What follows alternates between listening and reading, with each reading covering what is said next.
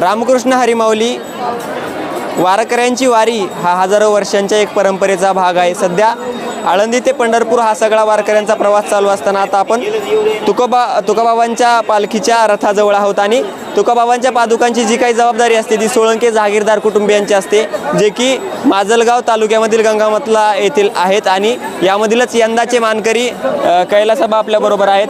आबा, काय सांगाल, ही सगळी प्रक्रिया कशी होते, कशी काय जबाबदारी? रामकृष्ण हरी तुकोबारायांच्या पालखी सोहळ्याचा हा जी परंपरा आहे, मान आणि जबाबदारी आमच्यावर पूर्वीपासूनच आहे। निजाम काळापासून असं सांगतात पूर्वज, आणि पूर्वजांनी जी सेवा केलेली अडचणीच्या काळात त्याचा ठेवा म्हणून ही परंपरागत सेवा आता आमच्याकडे आलेली, ही एक भाग्याचं हे समजतो। आमच्या म्हणजे जीवनातला सर्वात हे महत्त्वाचा क्षण आहे आणि त्यामुळं ह्या वर्षीच्या पादुकाचा मान माझ्याकडं आला, हे सुद्धा एक भाग्य आणि आयुष्यातला एक अविस्मरणीय क्षण असं आहे हा। आणि पूर्वीपासून जे चालत आलेली परंपरा आहे की तुकोबारायांच्या पादुकाची सेवा करणे आणि त्यांच्या ह्या पूर्ण कारभार सांभाळून संस्थांच्या नावे जमा करणे, त्यांचा हिशोब ठेवणे, खजिन्याचे काम पूर्ण परंपरागत मुसलेकर मंडळीकर आहे।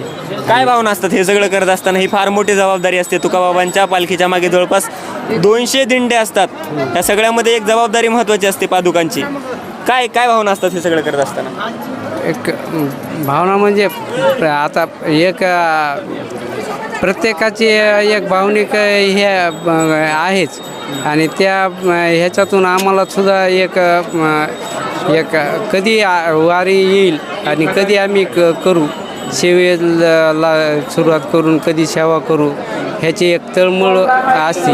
प्रत्येक वारकऱ्यांना जशी असते त्याप्रमाणे आम्हाला पण तिथं आहेच, आणि एक आमच्या ह्यांचा पूर्वजांचा ठेवा म्हणून एक अविस्मरणीय क्षण आणि एक पुण्याचाच एक ठेवा त्यांचा ह्याचं भाग्य म्हणून आम्हाला ही सेवा भेटली, ह्याचं एक हे वाटतं की एक आनंदच आहेच, पण जीवनाचं आपल्या सार्थक झालं असंही हे वाटते। आणि